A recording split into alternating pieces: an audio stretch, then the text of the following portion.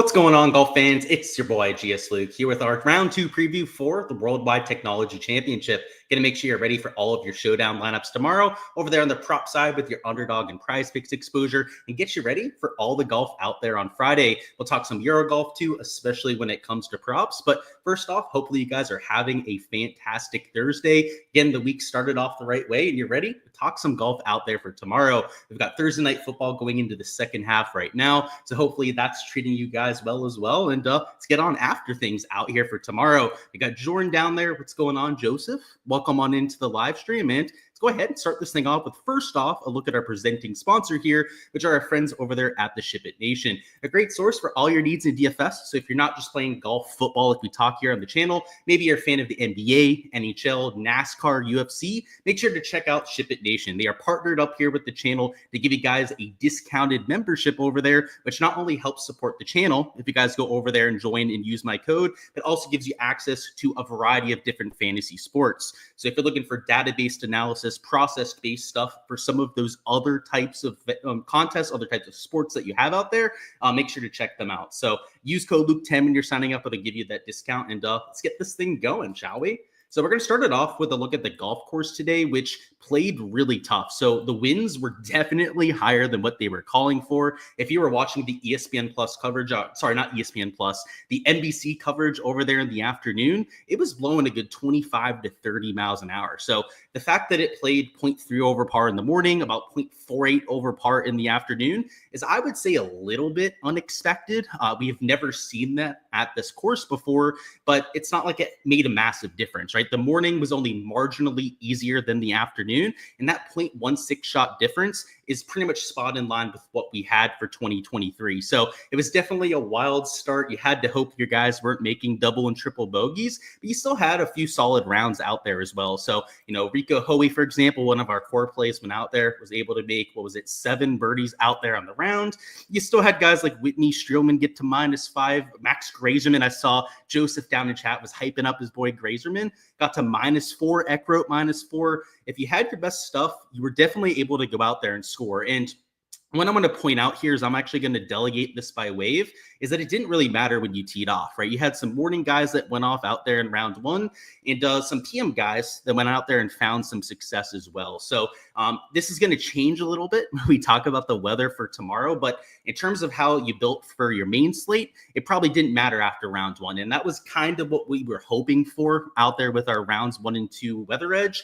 We thought that it would be pretty much a punt over there for Thursday. Tomorrow is where we're going to find that kind of an edge. And I guess just to go ahead and hop on into that, if we bring up this ECM model, they're still calling from some wind in the afternoon. It's nothing crazy. I mean, it's going from sub 4 miles an hour up to like 9 to 10 miles an hour, but that's going to make a difference. You know, this 0.16 shot difference that you had today, that was pretty much flat weather. It did get a little bit worse in the afternoon, but when you go from no wind to 10, maybe 12 miles an hour, you can see the wind gusts tomorrow afternoon are going to be in that 15 to 18 mile an hour range. I think it's going to be a bigger difference than what we had for the first day. So if you went out there, you played some PM AM wave golfers, I think it's shaping up to be a pretty solid edge over the first few rounds. Obviously, round 1, they're behind by 0.16 shots, but I would venture to say that the PM wave for tomorrow might play an entire half a stroke harder than what you have in the morning. So, and it might even be larger than that. Might not only be like a half a stroke difference.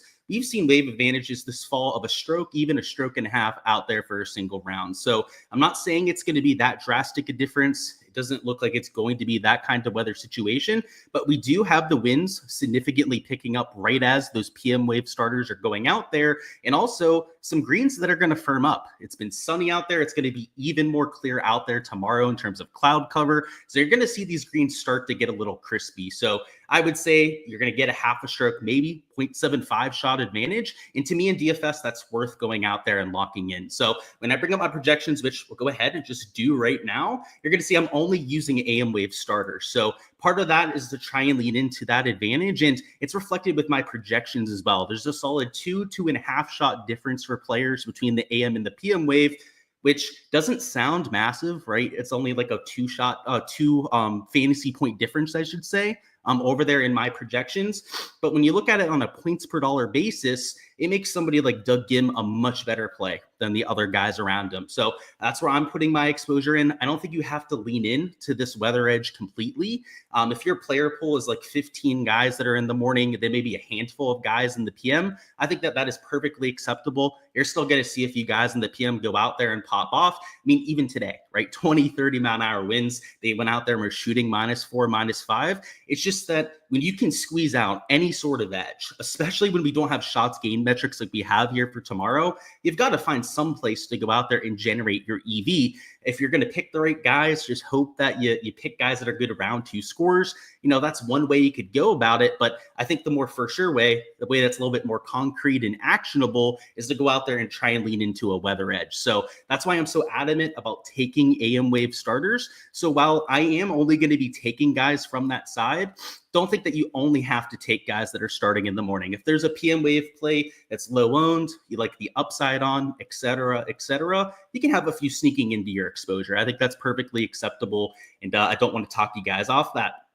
What's going on tomorrow is about to change all that with the expected weather. Exactly, right? So that's why I wanted to point that out, though, Jamari, is that round 1 played pretty even like we were expecting, but it's going to flip on its head for us. So, yeah, I'm liking how it's shaping up. What's going on, Antonio? Hopefully you're having a solid night yourself. By the way, guys, any specific questions, just let me know down in the chat and I'll get you guys going.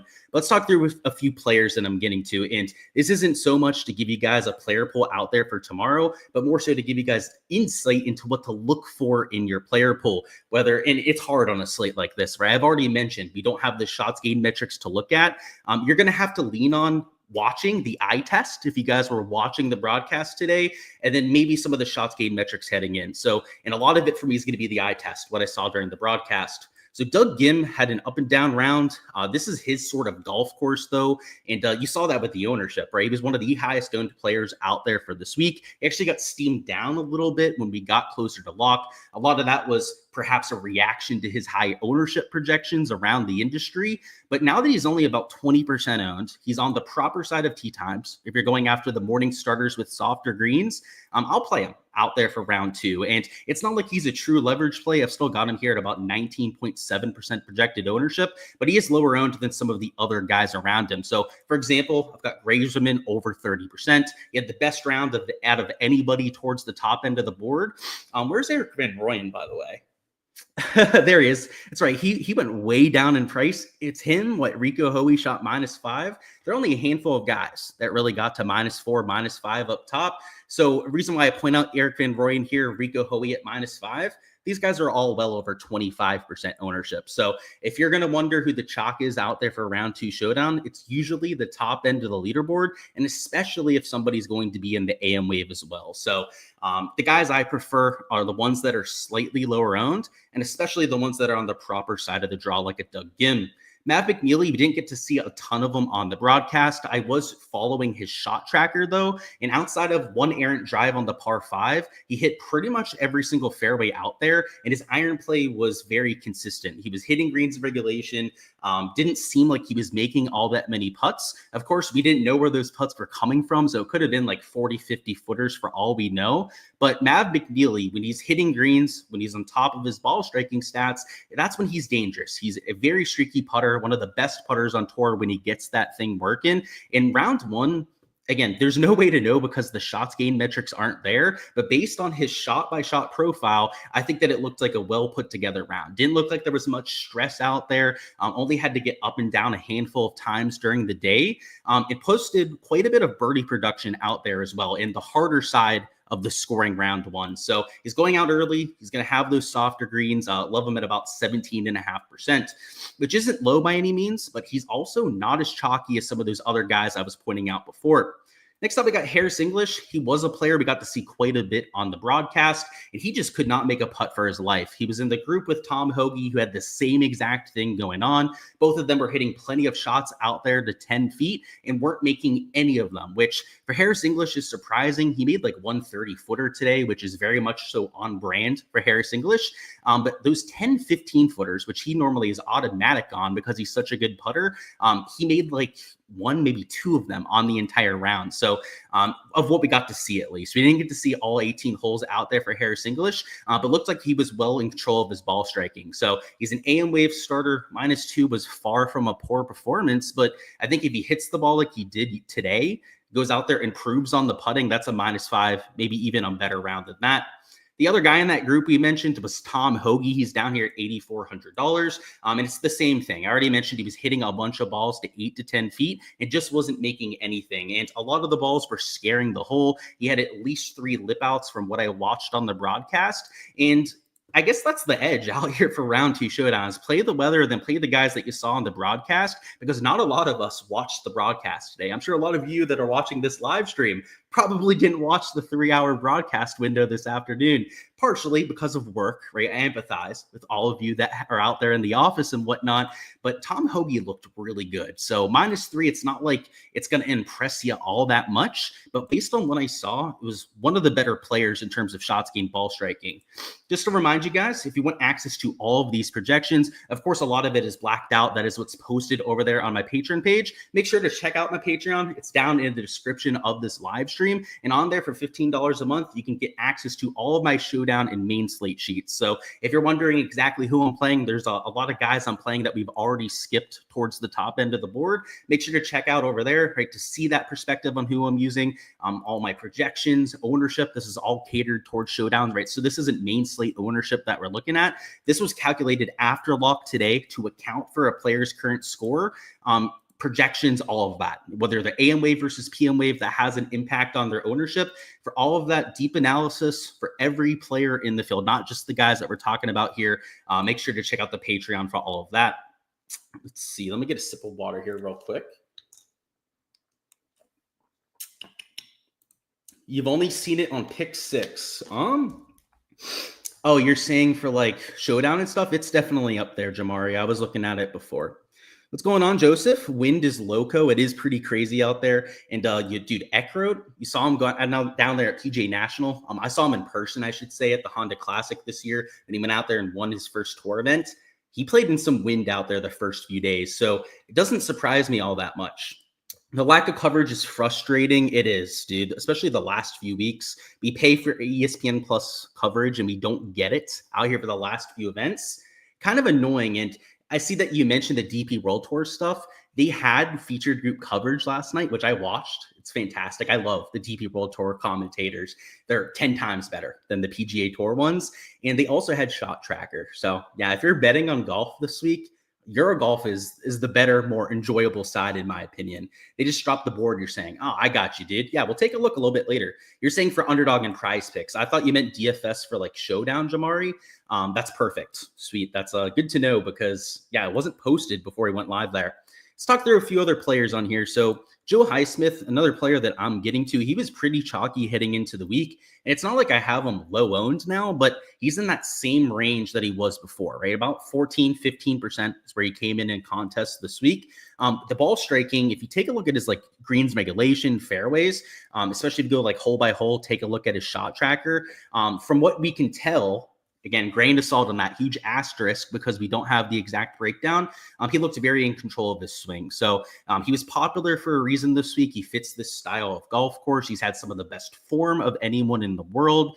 And if there's going to be a more popular guy that I'm using in this range, it's an AM wave starter, right? I'm not going to play a piece of donkey chalk that's starting in the PM side that might be marginally more difficult. If I'm going to take somebody in 25, 30% of my lineups, which is what you're required to do to go out there and play a Joe Highsmith and get some leverage, then you're going to have to feel pretty good about it. So make them somebody that really fits the golf course. It is on the proper side of the tee times. Next up, we got Henrik Norlander at $7,400. I've got him at about 8.4% owned. So it's not crazy, but he's also not a low owned pivot by any means at 8.4%, but he kills these style golf courses. You put him on a resort style event where shots gained putting, approach play second shot is the name of the game, and he's going to find a lot of success. So it's not like he played poorly either. -3, a very respectable start.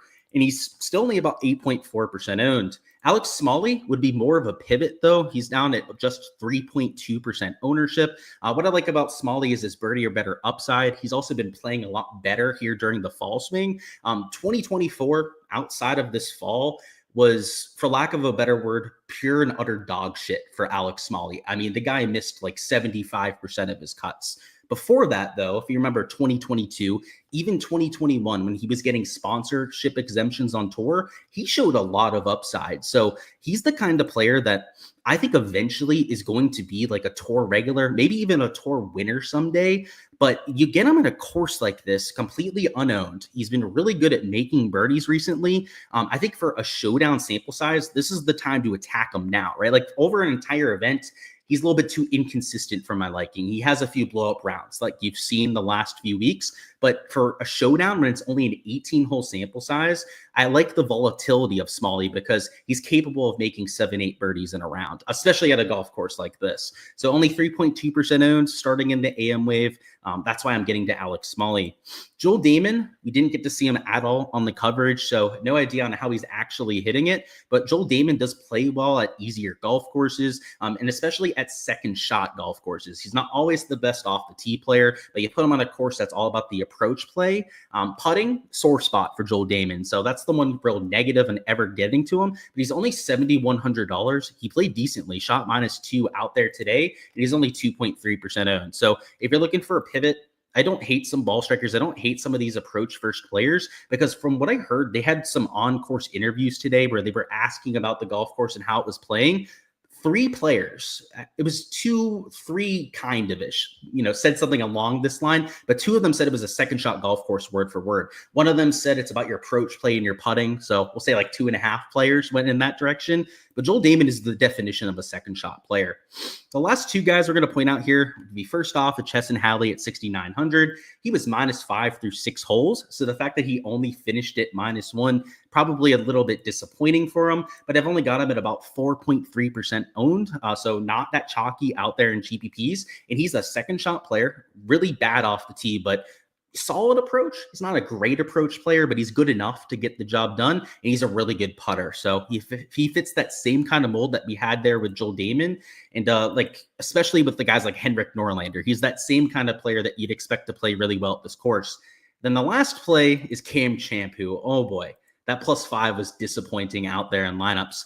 Who was Cam Champ, Keith Mitchell are on the bitch list right now. And then who else can we add to that?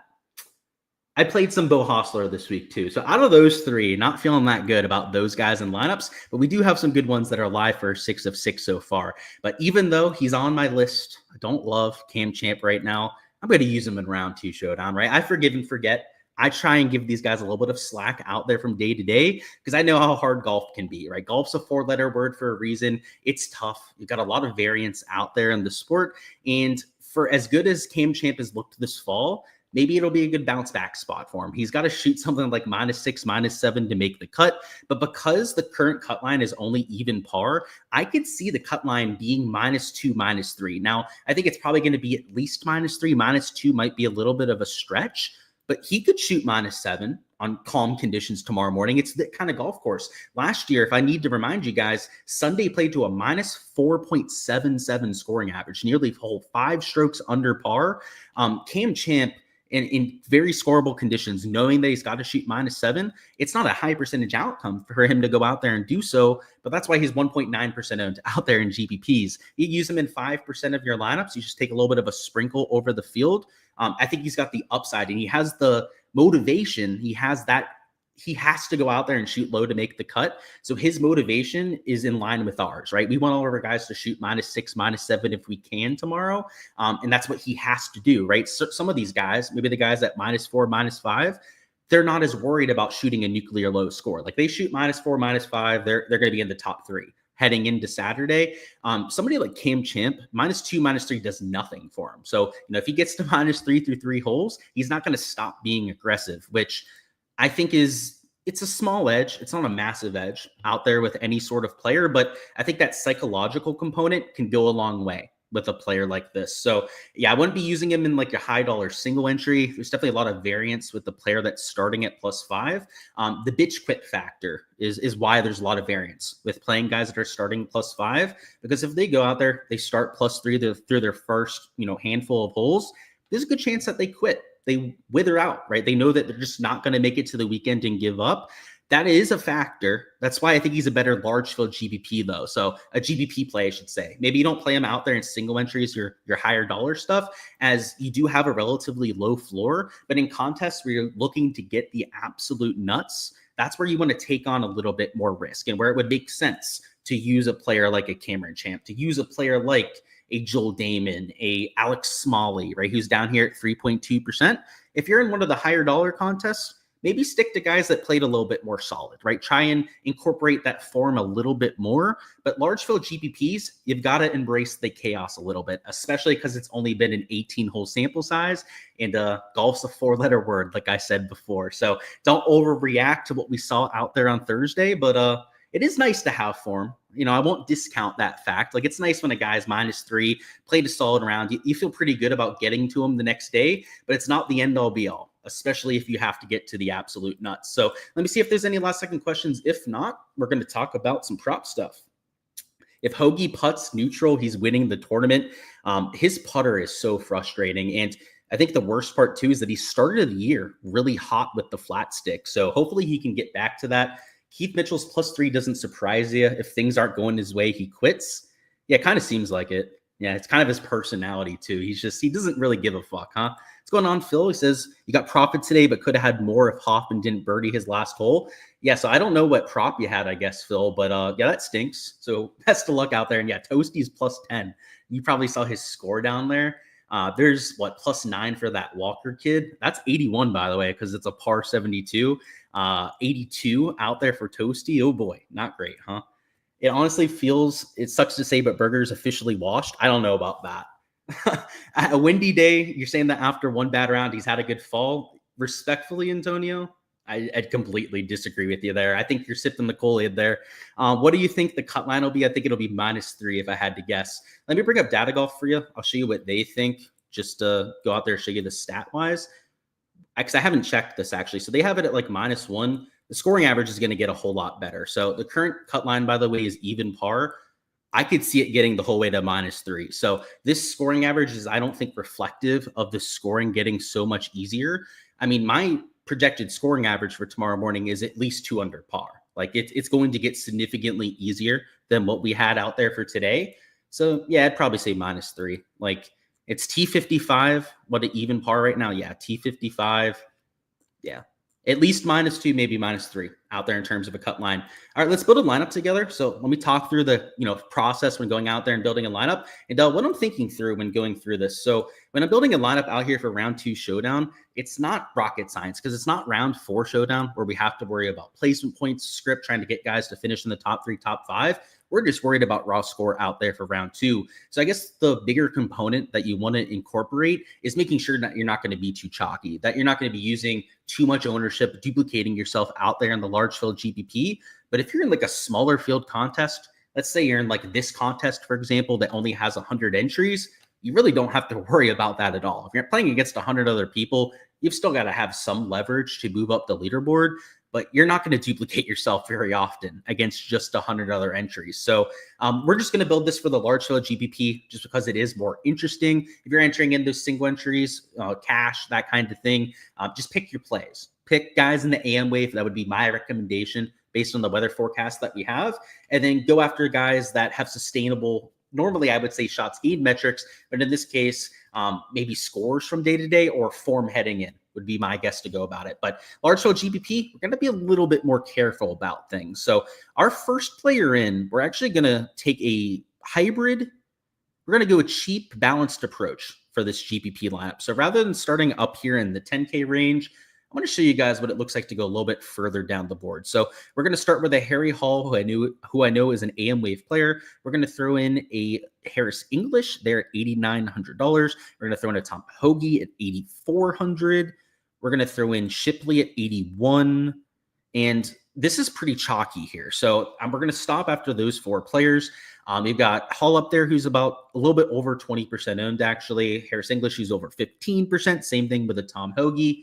You do have under 10% ownership out there on Neil Shipley, though. So I wouldn't call Shipley chalky compared to some of these other players. But if we're going to enter this in the large field GPP, our last 2 spots, because no one up here is sub 5%, is where we're going to have to force in a little bit of differentiation. And I think a good spot to do that in would be at the bottom end of the 7K range, maybe top end of the 6K range. If you want to go down a little bit further, if you go down here and you take one of those like 2-3%ers that we pointed out before, you're going to be totally fine when it comes to your leverage. So we're going to go down, be very intentional about this, and we're going to play Alex Smalley at 3.2% ownership. So he's a little bit more expensive. He's up here at $7,300, but we're getting a sub 5% owned play on the proper side of tee times.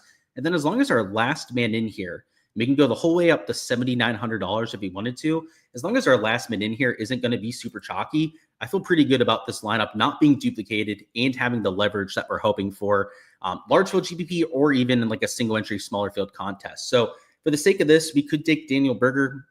I actually just want to double check on his ownership before I call him out as a play. I believe I had him at sub 10%, but I do want to confirm that. So yeah, Daniel Berger, I've got it about 7.7% projected ownership. So if you rounded out this lineup with a sub 5% owned Smalley and then a 7% owned Daniel Berger, believe it or not, these two players down low, especially in combination with Shipley here, who's not that chalky either, are going to give you the leverage that you're hoping for. So if you went super chalky towards the top end of the board, you can definitely get more chalky than this Hoagie English Hall start. As long as you have this 2-3 set of players that are, I don't know, average or below average ownership with your last 2-3 spots, you're going to be totally fine out there in most contests. So that's even for large field GPPs, right? That was the whole point of me going out there and showing you that lineup, because if you're playing in a single entry, you can take even more ownership if you want to. If you're playing in this 100 entry contest, I don't want to say that you can play without looking at ownership, but pretty close to that, honestly, out there in that contest. As long as you're not going like 15-20% at all 6 spots, you're likely going to be good to go out there in that contest. So if you have any DFS questions, feel free to go ahead and throw those down in chat. Let me get a sip of water, and we're going to cycle into the prop side now and what we're looking at out here for round 2. Which, by the way, if you guys were around for the round 1 props, we absolutely killed it out there in our exposure. We ended up, I believe it was like a plus 10 unit day overall. The DP World Tour stuff ended up smashing. I stayed up super late to take a look at the scoring averages. It played 2.5 shots easier on the DP World Tour side. So obviously that was real easy to go out there and take advantage of. And then whenever a course plays unexpectedly hard, like what we had for PGA, you're going to get some value as well. So Underdog is always asleep at the wheel. Their lines makers don't take their job seriously. They had the lines up, the same lines they had heading into the week, up when the scoring average was over par. The scoring average was like plus 0.1, and they had guys at 68 strokes, which was -4 on a par 72. So I like going over these averages on here. I like going over, props I like for the next day. But the best value you're always going to find with golf betting is always live betting, always taking a look at the current scoring averages and adjusting to it. Because we can take a look at the weather all we want. The other aspect that we can't really get a full gauge on is the course setup. Pins have a lot to do with that. We try and take a look at pins when we can to get a taste for what the setup is going to look like. But tee boxes also have a lot to do with it as well. And speaking of, we didn't look, or at least I haven't looked at the pin sheet quite yet. I want to bring it up because round 1, they were tricky out there for this event. So not only was it windy out there, but the pins, I think, led into it as well because they didn't take it easy on them whatsoever. So let's bring up our pin sheet here and just take a little look. You made all your money off those strokes. Yeah, so you tailed those off of the Twitter. Good shit, dude. Yeah, I hit every single fade I took today on PGA, which was partially luck because there were guys that went under their 68 stroke line, right? Guys that shot like -4, -5, but none of the ones that I faded. Yeah, Taylor Monty is -4. I don't know if that one's that surprising because like he's a really good putter, but dude, he's withdrawn how many times this fall? And I've played him like twice that he's withdrawn and I didn't use him this week. Kind of a big FU when that happens, but I can't say I'm surprised. That's just kind of what he does. What do we got over here? Some GIF, somebody saying something. Oh God, who knows what that guy's doing? Let's just look through these pins. So hole 1, that's not tucked. Hole 2's not tucked. What are they? Are they trying to give these guys scoring because of the hard day the day before? 7's a front pin. 9, that's not tucked. 9 is that's a pretty tough pin, I would say, over that hole 9. That's a par 3 too. So I actually think that hole's going to be hard, but they might move up the tee box there. The reason I say that hole 9 is about 200 yards. You can see they have that pin over there in that left peninsula.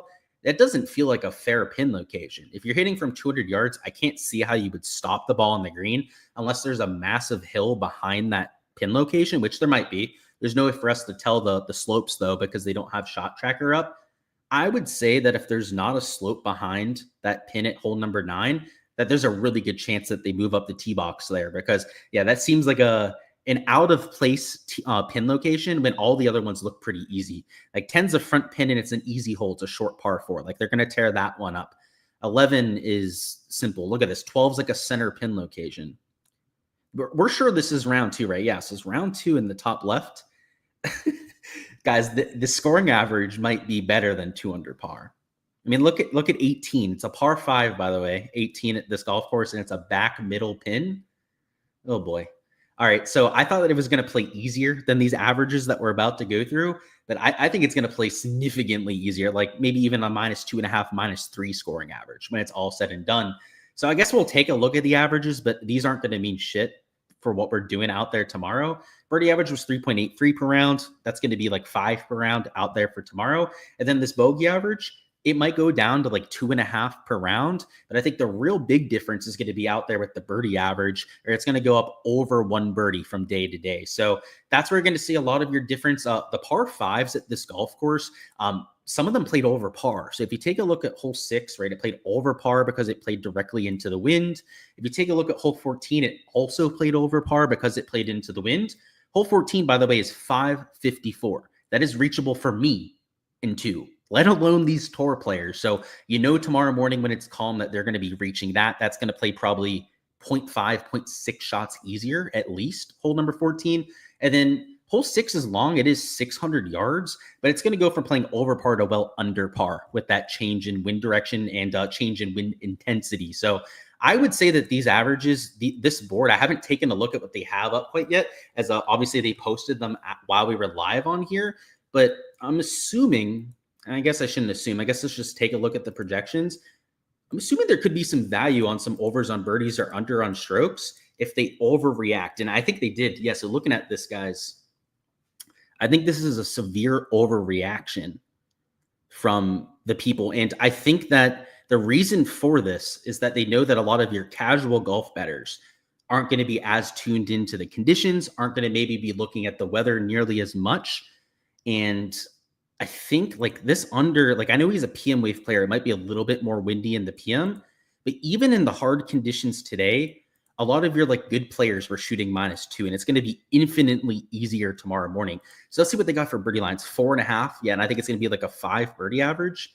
Oh God. Oh, it makes me second guess myself, guys. That's why I like shake my head and like, oh, look like I'm thinking here. Because guys, these projections, if I'm going to trust my gut and my instinct, I'm nuking this. These are incorrect. Like these lines are just so far off. If my intuition is correct about this golf course, like a 4.5 line for Tom Hoge, who by the way is a pretty good birdie maker, is laughable, especially in the morning wave, going off in some soft conditions. Patrick Rogers, that would be a laughable line. Let's see what the sportsbook think. I don't think the sportsbooks are going to have lines posted, which is the unfortunate aspect. Probably because the round hasn't ended. If you guys don't know, there's 3 players that are still on the golf course that haven't finished. But let's see. Do they have anything on Underdog? Is I guess the question. We're going to look at some Euro golf stuff too, guys. I've already taken a look at the Euro golf board. So yeah, nothing posted over here on Underdog quite yet. But let's take a look at some of this Euro golf stuff. So the reason why I want to point this out is there's one prop that is extremely plus EV that I want to mix in over here for the DP World Tour. So if you didn't catch what I said before, DP World Tour played super easy. And if you take a look at the wind forecast for Abu Dhabi, it looks really calm out there for round 2 as well. So maybe the pin locations could make it slightly more tricky, but it's going to play to at least like a -2.5, -3 scoring average. So it's a par 72. So incorporate that when you're looking at these projections. But the plus EV one that I wanted to point out here is this Thorbjorn Olesen under on strokes, which we're going to take a look at the PGA stuff if they have anything posted here in a minute. But if we take a look at Thorbjorn, he's -160 for his under on DraftKings. If we go over here to Caesars William Hill, he's -165 for his under. So if you're looking for something to perhaps get rid of the multiplier out there on a Prize Picks PGA slip, which, by the way, if you know what I'm talking about, right? If you took like 2 unders on strokes, it's going to pay you 2.75x. If you take a Eurogolf prop as one of your other spots, though, it does get rid of that multiplier. So if you're a big plus EV better, you're probably playing that Thorbjorn Olesen prop. But I hate to say it, guys, because I don't know. I don't like to get people too riled up or too excited about playing a board, guys. I would argue, and I'm going to say this, and I mean it, guys, that these props, like Harry Hall, Doug Gim, these over on birdies, or I pointed out the Rogers one, this Tom Hoagie prop before, I would argue that these are better value than a minus 160 juiced prop. Like, if I was projecting guys for tomorrow, if I think it's gonna be like a minus 2.5 scoring average, Doug Gim's at 68 strokes because he's gaining about 1.5 strokes to the field on average.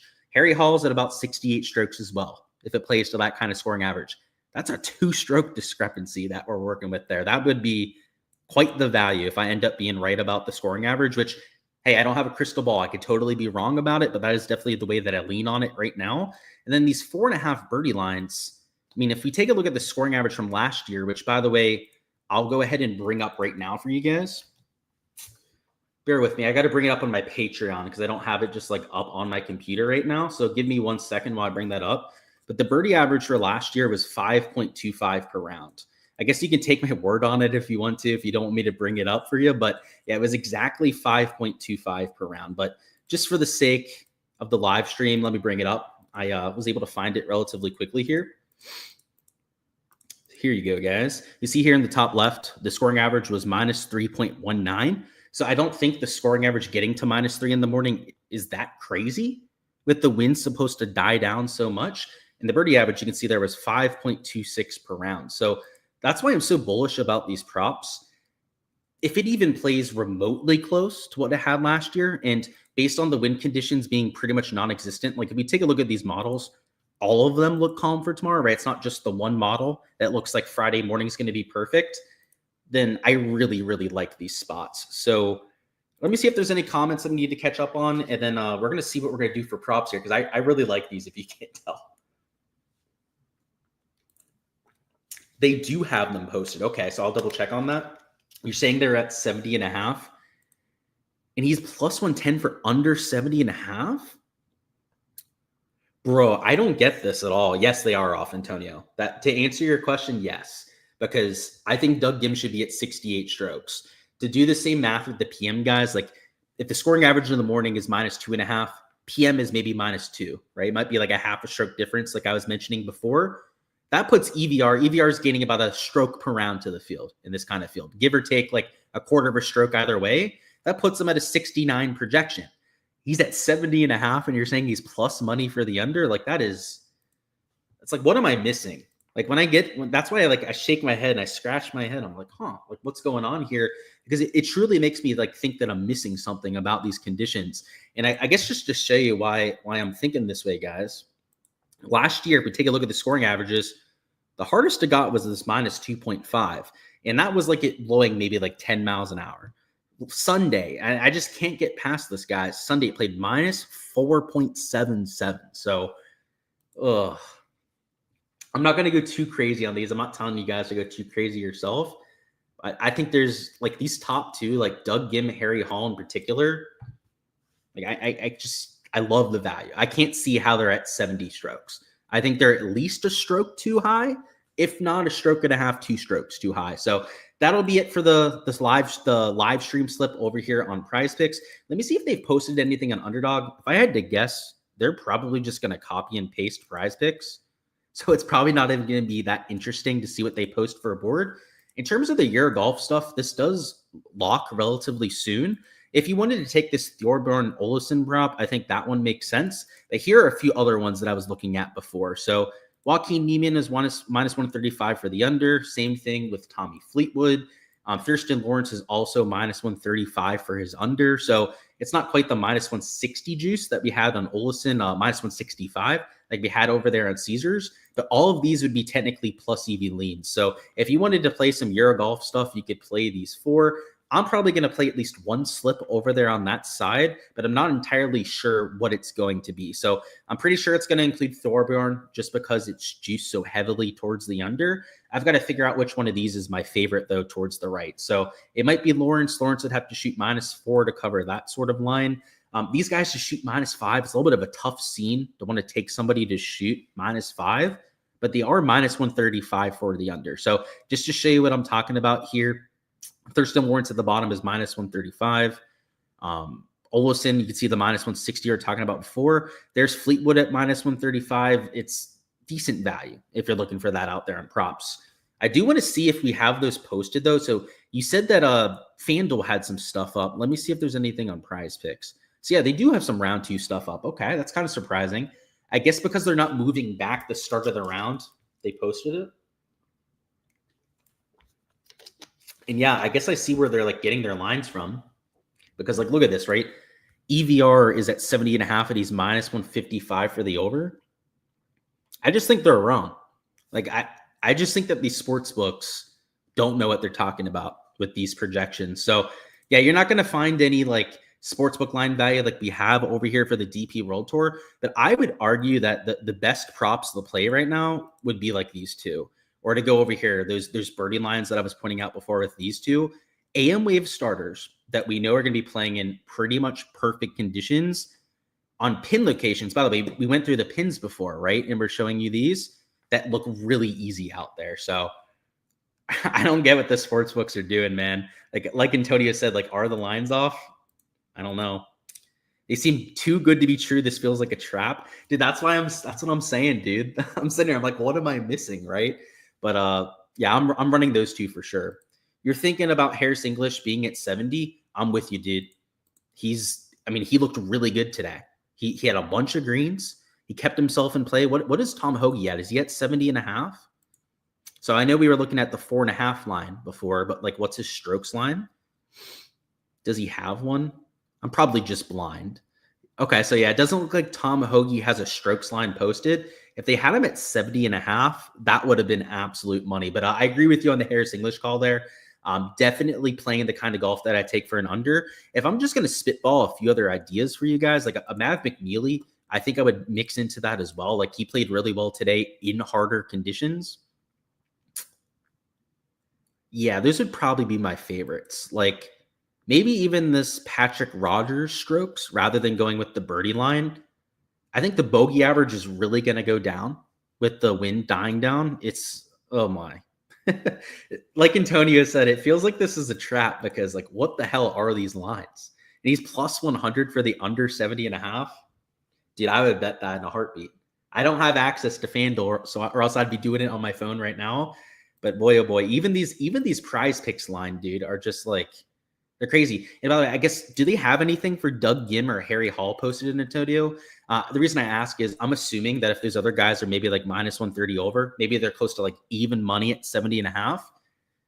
I would take them for unders at 70.5 if they were even money, if they were available on books. So that's what I'll say about that. Let me see if Pick 6 has anything posted. I think somebody mentioned in chat that they did. So we'll see what they have for lines. So, like, look at the lines over here. Okay, like, this is much more reasonable in my opinion. Harry Holt, 69.5. Guys like a Ben Griffin Hostler at 69.5. Birdie or better lines. They do have some of these like 4.5s posted. Ooh, I've got to say, like, this Doug Gim at 4.5, that looks mighty fine, nice. By the way, Harry Hall, 4.5 birdies going off in the morning. This is your most mispriced line on the board. Harry Hall is a top 20 birdie maker on the PGA Tour. And in this field, he's a top 5 birdie maker of anyone that's even in the field. So the fact that he's going off in the morning, I think the birdie average for the field is probably going to be at least 5. That is an unbelievably good value. And then I think it's more fairly priced for strokes. Like, maybe you took this Matty Schmidt under, because I think he'd be a solid play even in that PM wave. But like a Doug Gim over on birdies. Ben Griffin, I believe, is going off early as well. So you could take him for an over on birdies. That would probably be where I would be leaning. The issue is you're going to have to find an over and an under to take to make a slip work. So maybe you go back to the strokes board, and then this is where you try and like work in and under. So maybe that would be like a Spawn. You could go with like a Vegas, a Glover. Like, frankly, guys, if I think the scoring average is going to be -3, you'd take an under on all of these strokes and feel pretty good about it. But, based on the value, based on the line that you're getting, you'd probably want to focus on some of the 70.5s as opposed to the 69.5s. But, oh gosh, are we getting played, or is this a trap is, I guess, the question. We're not going to know until play starts tomorrow morning, but I don't know. I feel pretty good about that Doug Gim, Harry Hall slip that we have. That's definitely going to be the main piece of exposure that I'm taking for now. I'm probably not going to go overboard. As I mentioned earlier, right? I like to take my own advice when I can. The best slips that you can enter for golf are after play has started. So for the DP World Tour, for example, if you're going to stay up tonight, if you're going to be up past about midnight, you're going to have a pretty good idea of how the golf course is playing. You can track some of the data over there and get a good feel for what you're going to see out there in round 2. If you see that it's playing well under par like you had for round 1, then maybe you go over there and you take some unders. For PGA, though, we're going to get some really good information tomorrow morning, because if the scoring average is like a stroke and a half, 2 strokes under par really early in the morning, then we know that these lines are just drastically off. So, I'm going to be entering these now, or I'm going to be taking that calculated gamble, I guess. But for a majority of my exposure, where I'd be like nuking the under on these kind of lines, would probably be tomorrow morning after we see the conditions. And that would probably be for PM wave players, right? Because I might not be able to catch those AM wave starters before they tee off. But this PM wave, I mean, it doesn't look nasty. Like, the wind's going to kick up ever so slightly. Like, it goes to like maybe 7 to 10 miles an hour in the afternoon. If it's playing a lot easier in the morning, it's still going to play pretty easy in the afternoon. So you'll be able to adjust for that. You'll be able to go out there and probably enter some slips yourself. But for now, I think that's what we're going to go with. Hall is at 70.5 and even. Oh my gosh, that's crazy. You're going to take my suggestions for morning golfers with your main afternoon play being EVR. I like that. In EVR, yeah, if you're going to take anyone at this golf course, it's the guy that won last year. So I think you're perfect in doing that. You just played EVR under. Either we're broke tomorrow or very happy. I don't know if I'm going to be going that all in like you, Antonio, but best of luck. I think you're doing the right thing. To be frank, I'm going to hold off just a little bit more. Like I said, I'm going to try and be a little bit more tactical about it, but it could be a good day. It's a good setup. And by the way, to give you guys an idea of how you can attack these props, Prize Picks usually bumps pretty quick. So when we see conditions move, their lines makers, I can't talk as much shit to, because like they stay on top of their job, right? Like they move props, they adjust to scoring averages, they do their job properly. Underdog, I can guarantee you, this is not like a maybe, right? Their lines maker will not adjust for at least like 3-4 hours. So if you're going to see these conditions change, if you're going to see it playing a lot easier, you might not be able to catch them on Prize Picks, but Underdog, you should for sure be able to catch them. I shouldn't say like for sure, but like most of the time, their lines maker is just like not paying attention whatsoever. So make sure to make them pay for that kind of mistake. That's all I've got, though, guys. Best of luck out there with all of your exposure for tomorrow. I've got my cat over here that I'm probably keeping up and have been keeping up for all of the live stream. So we'll go ahead and hop on out of here, watch the end of that Thursday night football game. But best of luck, as I said before. Make sure you subscribe so you don't miss any of the content to come. Of course, including our round 3 and 4 live streams and all the content throughout all of 2025. But that's all I've got, guys. I'll catch you guys later. And let's go out there and crush our Friday exposure.